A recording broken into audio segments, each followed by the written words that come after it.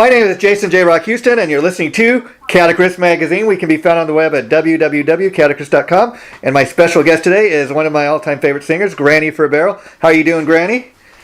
Doing great, Jason. How you doing? I'm doing great. Now, of course, you've got a great new single and video out for the song Art of Deception. Let's talk a little bit about the song. To me, it's kind of a little heavier, a little darker, but I kind of dig that. So, what's the song about, first of all? It's the song actually just really begs the question, who do you trust? Yeah. Your leaders, your friends, beware of, I guess the moral is, or the warning is, beware of in sheep's clothing. I mean, it could really have a lot to do with the current times. I mean, when you look at all the coronavirus lockdowns and all that, and all the restrictions, and people. I mean, it's funny when you stop and think about it, there are more people these days that they want to arrest for not wearing a mask, as or even locking people down for keeping their businesses open. It's just a year ago, who would have thought the world would become what it has today? Exactly. Yeah. I mean, it's pretty crazy out there. It sure is. Yeah, and I love the video. So I'd be kind of interested to know, like, where did you film the video? Talk a little bit about the concept behind the video, because again, it's a really cool looking video. But of course, all your videos that you've done so far, I really loved. Yeah, so we recorded that in Hudson, New York, basically just outside of New York City, Hudson Valley, and there's a castle. It's an old estate / castle. It's called Greystone Court. Uh-huh. And it's a gorgeous place. It's probably like 12,000 square feet, and it's just got this great vibe. It's got all different themed rooms. The one room that we used specifically for the video had the Gothic arches, cool windows, and oh man, you can't really see it in the video, but hand carved wooden ceilings. The place is pretty amazing. So we thought that was a good vibe. Oh yeah, it's a real kind of metal, like hard rock vibe through it. I mean, it kind of like the imagery is dark, but I kind of dig that. And and I'm glad you're putting this song out, because I was thinking for a while, hey, it's been a while since Granny's released any new music, and I tell you, in this current time we're living in, like we were just discussing, I think that is what is needed. I mean, I dig the fact that you're still putting out these singles and stuff, because there are a lot of musicians, a lot of bands that have the attitude that, because we can't go out and play live, we're not going to bother putting anything new out until we can get out there and do a live show again. So I dig the fact that you're still giving your fans something new every once in a while. Well, thanks, Jason. Yeah, I mean, for me, it's just it's a matter of I just need to stay busy, and I'm a musician at heart. Forever. Yeah. And I constantly want to be creative and productive, and so really nothing changed for us during the pandemic, except we can't tour, but it doesn't stop the writing process. Yeah. And how Art of Deception, how new of a song that is? I mean, is that a track you've had like kind of in the can laying around, or was that just recently recorded and written? Yeah, it's about a year old, the song is, but again, we can't really count last year, right? It doesn't count.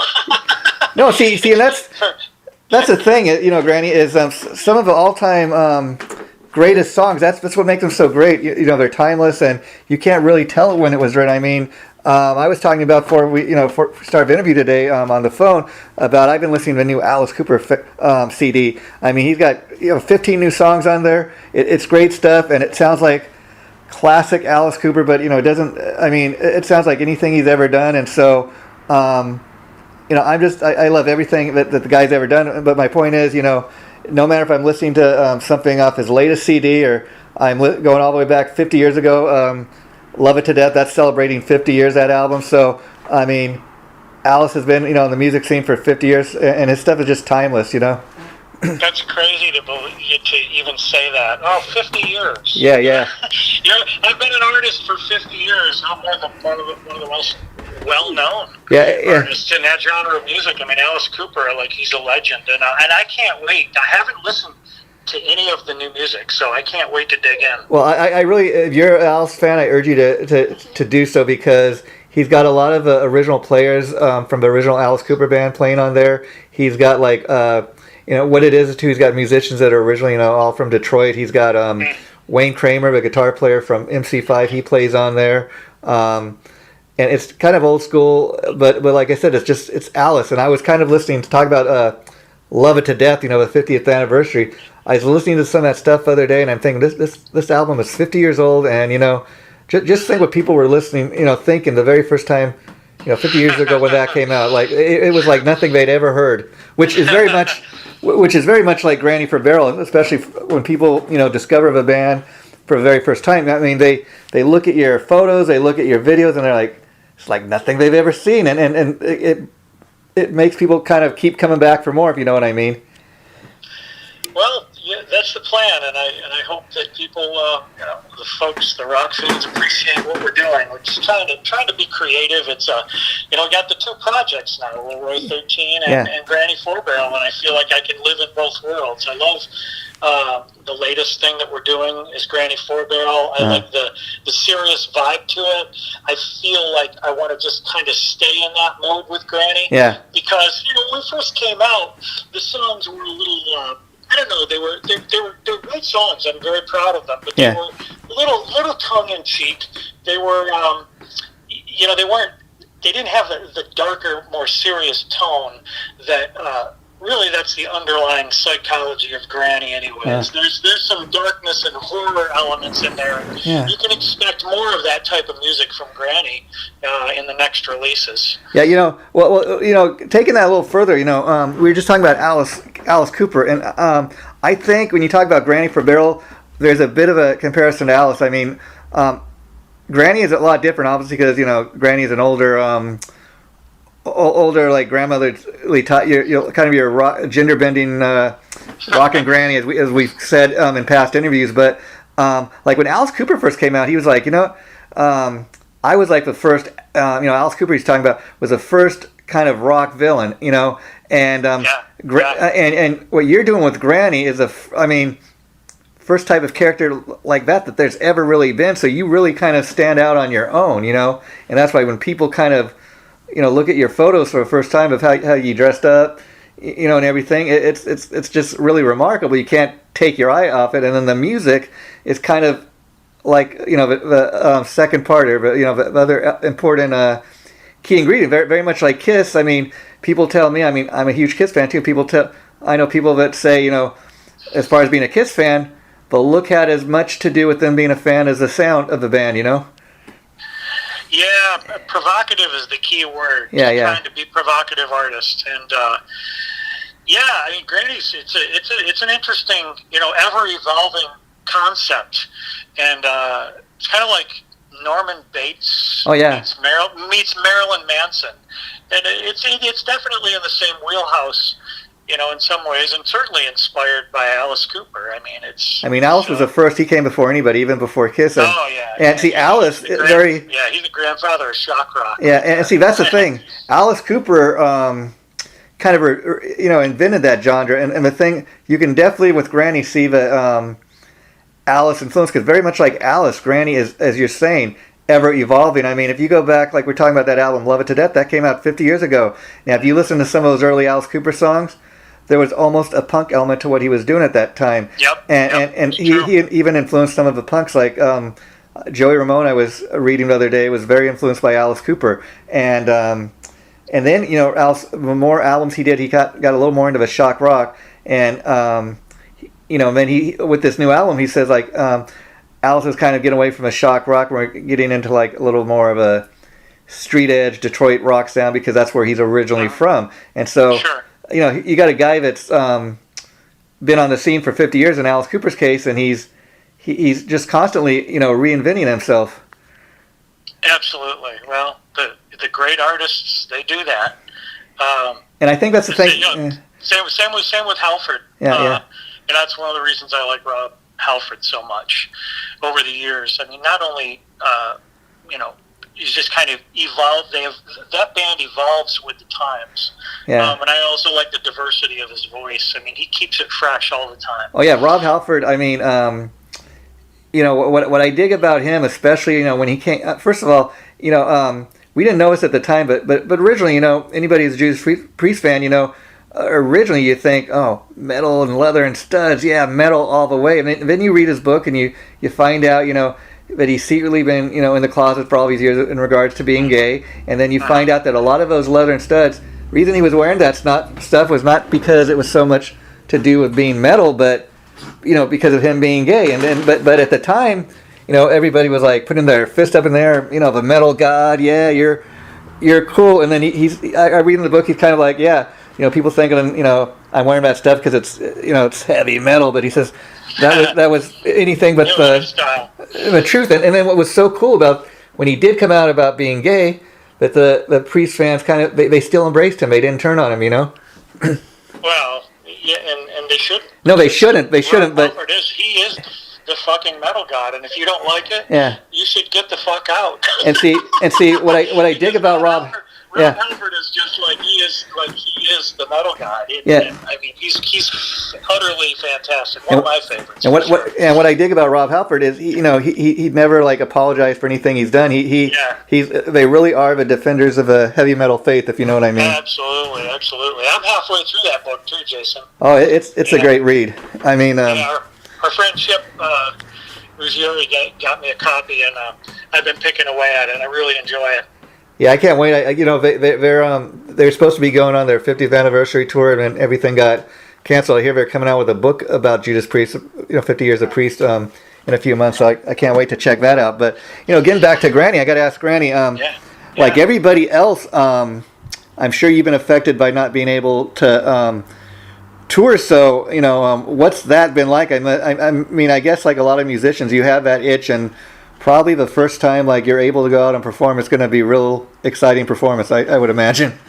Yeah, absolutely. Just getting excited about the possibilities and looking forward to the time we can all get back out and do our thing. But in the meantime, I'm okay with this because, again, we're in writing mode. I'm still working with David Bendeth, and we've got some more tracks in the hopper, and it's, getting ready to put out something else with Leroy 13. And having fun, and I'm enjoying the downtime. It's not really downtime, but if you do take touring out of the picture, that definitely takes some time out of your schedule. So we're just going to devote more to writing and being creative in another way right now. And now, how lucky are you two in the sense that Granny is very much, not taking anything away from the music, but Granny is a very visual thing, and that I was curious if you ever thought about, at least until you're able to tour again. Not only continue to work and record on new music, but like maybe has Granny ever given any thought to doing anything on the internet, like streaming wise, or doing any kind of podcast? Because I think that would be a cool idea, and people would just. Yeah. I played around. I did an interview one time with Metal Express, and I did like my top 10 tracks, and I did, Granny. She was there in character, and it was. I still have that interview, and it was hilarious to me. It was so cool because, like, imagining an actual old woman who's like really into metal and knows everything about metal and talking about the next track, and it was really. I think you're onto something. It'd be a lot of fun, man. Yeah, I mean, you're one guy that I think could get away with something like that, and it would work. I'd have to look that up because I mean, just how you describe it. I mean, it's exactly how probably I could envision it. People would tune in for something like that. Yeah, it was pretty outrageous. Yeah, I mean, Granny was in full character and pulling no punches, and it was a lot of fun for me to do that. So and we were talking a little bit about Alice Cooper today, and how can you not when talking to Granny because the influence is obviously there, but very much like what Granny is about. Alice, have you ever heard him do an interview? He often refers to himself like in the third person. Now, like when you go and get made up, like I guess you don't take it to the extreme like Kiss did, but like back in the day, they were very strict about not having photos of the band taken outside of their costumes and makeup. But like even when you go in the recording studio, I don't imagine you get made up like Granny, just kind of go in there as Terry and do your thing, right? Yeah, just it would be. I'm basically Terry. When I walk out on stage, Yeah. I'm inhabited by the spirit of whatever that is. Yeah, So yeah. it's a different entity when I walk out on stage, and it's alter ego, whatever you want to call it. Yeah. But yeah, I mean, I'm two people, right? So Yeah. I guess I'm half crazy. And you kind of feel like Alice has described it, like when you're up on stage, or you're filming a music video or something, do you kind of feel that metamorphosis, like, okay, I'm this different character right now? I do, yeah. It's very theatrical. It's like, okay, I'm transformed. What would an actual old witch-like scary woman who fronted a metal band, what would she act like and what would she say? Yeah. And I just kind of, Granny takes over. I don't know where it comes from, but now of course, Granny's center stage, but are the other members of the band made up, or are they just kind of not made up? Yeah, just well, it's kind of like the aesthetic. I mean, the last couple tours we did, we had kind of this steampunk vibe. Uh-huh. So the guys we all had that Victorian era, turn of the century, late 1800s kind of look, and it just depends on the theme, right? I mean, Let's imagine Granny coming out, full blown Smoky Mountains, Ozark Mountains, redneck sometime. Yeah. Being dressed like that, but just blazing, like just shredding metal, but being dressed like, total like. Yeah. See, what I think about Granny too is Granny is, like you're saying, is ever evolving, and and while there's no doubt Granny is a metal act, I dig the fact that at the same time, Granny could do a kind of dark song like The Art of Deception, and then you could also record a Donna Summer cover. That's just, it's very much like Alice Cooper. I hate to keep going there, but I mean, I'm just thinking about him because I remember years ago he did a Frank Sinatra song, You and Me, and I remember hearing that song first time and loving it. I thought it was an Alice Cooper tune until years later I realized, oh, that's a Frank Sinatra. But Granny is very much like that, in that, okay, you could cover a Donna Summer tune and then you could do a great original kind of hard rockin' tune. That's the cool thing about Granny. Granny can do kind of pretty much anything you want Granny to be. Pretty much, yeah. That's what I love about it. You're right on about that. And I know another one of your singles. I forget what the name of the song was, but you'll know when I say this. But Stormy Daniels directed it, and that was a pretty cool song. And I was curious. She likes guns. She likes guns. That was it. And have you had any recent conversations with her? Any chance you might work with her down the line again? I haven't. I haven't talked to Stormy in a while, but there's always a possibility. She's super cool to work with, and I mean, I'd be down if we had a cool concept and she was the right fit for that. For that, yeah. And another song I liked, especially the video, I think Nitro Sexy. That was a real cool song. Yeah, a lot of fun there. Yeah, drag strip in El Paso. Yeah, had a lot of fun that day. Those are some good memories. Yeah, and then as you know, I mean, you kind of a proof is the pudding. But I think the cool thing about Granny too is you're one of those acts that you could go on tour with, like almost any number of different types of acts. I feel like that. Yeah, absolutely. We did. We kind of proved ourselves in that way too. I mean, we were out with Texas Hippie, and then we went out with Necro Goblicon, and then we were, CKY and Cobra and the Lotus, and that's a diverse little, set of bands right there, and it always worked. I mean, the bottom line is, is the music good? Is it a cool band live? Does it sound good? And can people feel it? Yeah, and if you can pull that off, then you're good, man. And now, obviously, you've survived the tour with Texas Hippie Coalition. But what was that tour like? Because I imagine they're pretty hardcore. They got some pretty hardcore fans, and to see it. Dude, those guys, love Big Dad Rich. That band is incredible. He's a fantastic frontman, great singer. Those guys are fucking road dogs, man. Yeah. Like, those guys will fucking hit the streets, and they'll just go and go and go. And I think that was a 2-month tour. And back and forth across the United States, 2 or 3 times we went. Wow. With those guys, road dogging it. But I loved it. Man, we had a lot of fun. We had a lot of fun with those guys. I would play with Big Dad anytime. Yeah, I'll tell you. I about a year ago interviewed one of the guys from the Outlaws, and he was telling me but he said back in 1980 they did a tour with Black Sabbath. That's of course when Ronnie James Dio was in the band, and he says, I think they called it, like he said, the the Black. I forget what they called it. It was like Heaven and Hell or something tour, obviously. And he was saying, he said, we were kind of nervous about going out with Black Sabbath. He goes, I'm into metal bands and all that. He says, but we thought, a Southern rock band going with a metal band, they're going to rip up some of the seats in that. He says, nothing could be further from truth. He goes, you wouldn't believe how much the metal fans, loved our band and vice versa.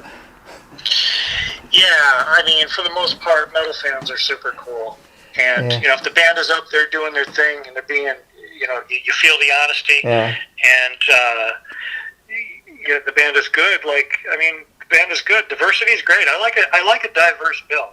I don't necessarily like to go see a bill where all the bands are the same. I like the diversity of, even though it's in the same genre. I'm not saying but even then I would be cool with it too. It doesn't matter to me. Hey, great entertainment is great entertainment. Yeah, and I know we talked about this before in the past, and you do things kind of a modern way as far as releasing like a single at a time.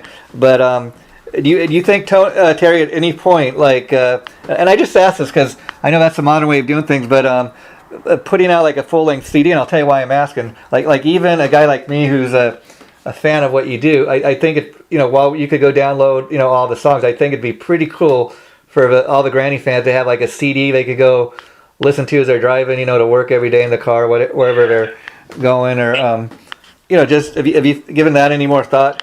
Oh, it's always a thought, and I promise you, Jason, I will put an album together for you, a full album. Yeah, we're still sitting on all these songs and releasing singles, but I guess it's just got to feel like the right time. I want to feel like we have a big enough fan base and enough momentum where we can justify putting out a record, because it's a lot of work.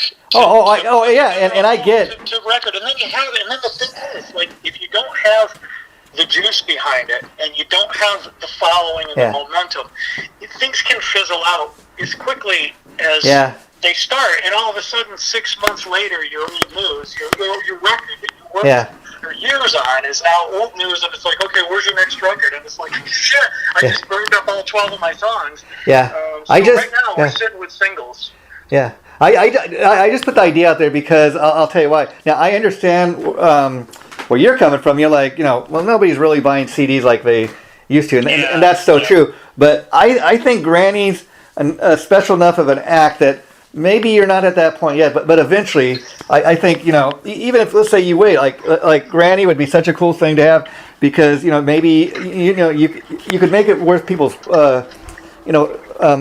people wanting to buy it. I believe Granny could put together like something like a Kiss would do, like, okay, well, when we put out a CD, we're going to have enough songs maybe to do like a double CD, and we'll feature some extra live tracks and put all the videos, so you can check out the videos if you want.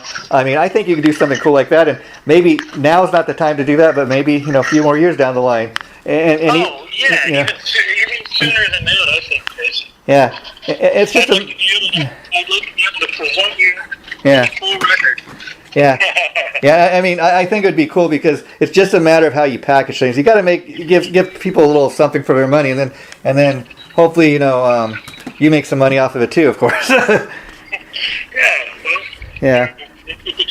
time will be here before you know it. Yeah, and so by the time we're done here, we do some singles. We'll already have a record. That's cool too. And see, by the time you do get a CD out, by that time everybody's going to know every song on that CD, and they're gonna love having each and every one of those singles. They're gonna be like, you know what, I know that song. I've heard it a million times. It'd be almost like listening to maybe a greatest hits, of your favorite band, and I think that's a great way to do it. Now, you also mentioned the other band, Leroy 13. Now, let me ask you, you guys did a great cover, Stand Up and Shout by Ronnie James Dio. How's that been going as far as, I mean, I know you got a great response. Have you heard anything back from the Dio camp? Like, did you ever hear anything from Wendy Dio or anything, what she thought of it?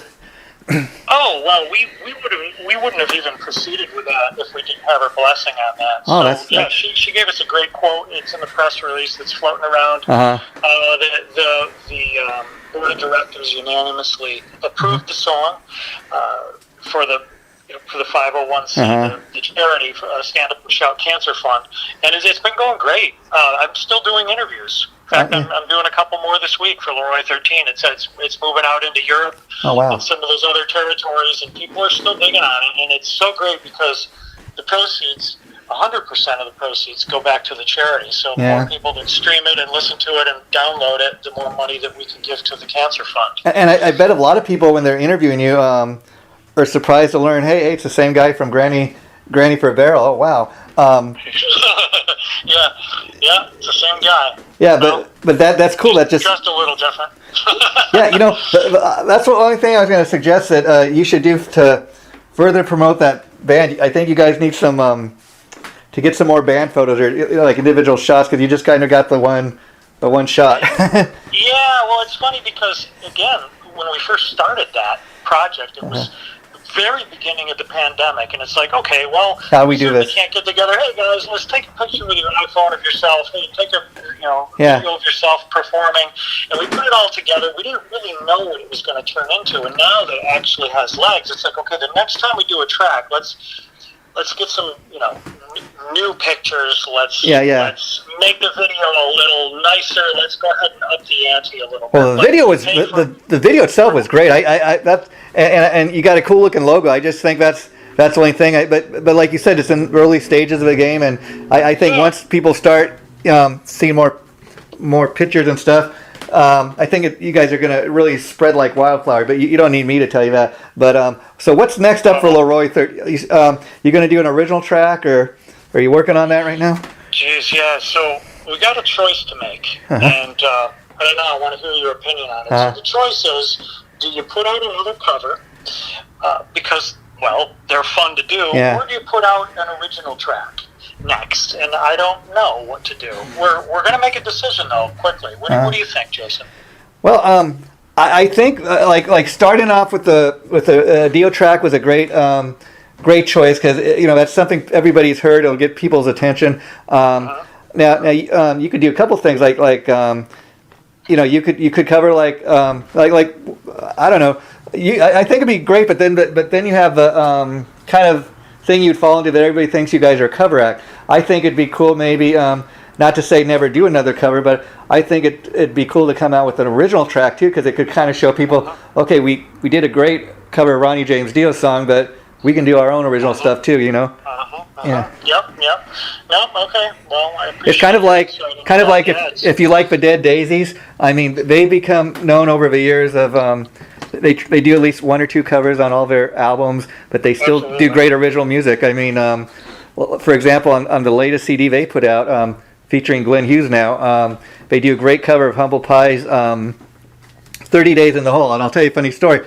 I've never heard that song until the Dead Daisies did it. Then I went back and listened to the Humble Pie version, and I fell in love with the original version. That's cool.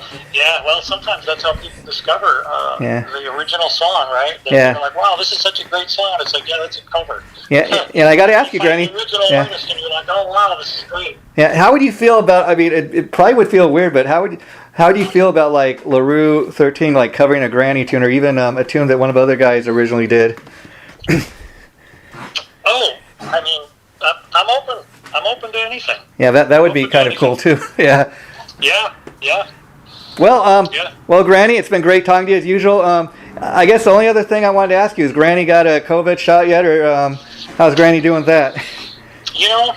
Granny's just gonna roll the dice for now. Not saying I'm, not gonna get it. I mean, Granny is not gonna get it. I don't know what I'm gonna. I don't know myself. I'm gonna hold off for a little bit. I'm just gonna keep wearing my mask because it's highly effective. I'm with you over there. Yeah. But I'm not sure what Granny's gonna do. But I should. That's just because Granny's of the vulnerable. I don't really know. There's not much that can kill Granny, but it's just, we'll see. We'll see what happens. It's just Granny's of a vulnerable, age. We'd hate for her to become a casualty of COVID, but we'll leave it. We'll leave it. And Granny never gets too political. Is that safe to say? I don't really. I mean, I like a balance, Jason. I mean, that's really where my politics lie. Yeah. I'm not on one side or the other. I guess I'm an independent. I guess you're one of those guys too that's kind of cool that you could, if you wanted to, you could get your politics out in your music, which is a cool way to do it. There you go. And before we wrap this up, my friend, I just want to tell you, because I know you are a Dio fan, and another thing I've been enjoying recently, they recently put out a remastered deluxe version for Black Sabbath's Heaven and Hell of Mob Rules, if you're a Ronnie James Dio fan, and they got some cool bonus stuff on there. So you might want to check that out. But maybe next time we do this, Granny, I would like to kind of do it like maybe like Granny's playlist or something. You could tell us like your favorite songs, or maybe your top 10 favorite songs or artists or something like that. So let's do it. I think that'd be great. And I'd love to. And because I do this other interview series for a site what we call On the Record, where we talk to people about like albums by their favorite bands, and we kind of get really into detail about why that album had such a huge. Is there any album that you'd like to talk to maybe down the line to me about? Oh yeah, well, two albums. I would love to talk about. Well, can I pick three? Yeah. And in fact, I've interviewed you more than once, so we could maybe eventually talk about all three. But that's cool. Yeah. So I want to talk about Accept, Balls to the Wall. Oh, cool. Okay. I want to talk about Mob Rules, and I want to talk about Screaming for Vengeance. Oh, Screaming for Vengeance. Well, I'll tell you what.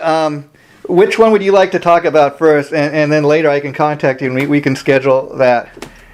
Well, you know what? Since we're in Dio mode, it's relevant right now. Yeah. Let's talk about Sabbath and Mob Rules with Ronnie Dio next time. Okay. Well, I'll tell you what I'll do then, Granny, is we're gonna post this interview we did today in April, and then after once I post this, I'll contact you and about scheduling the Mob Rules one. Okay. Yeah, that sounds great, Jason. I look forward to it. Okay. Granny will as well. Take care, Granny. Nice talking to you as usual. Take care, my friend. Bye-bye. Thanks, brother. Have a good day. Bye-bye.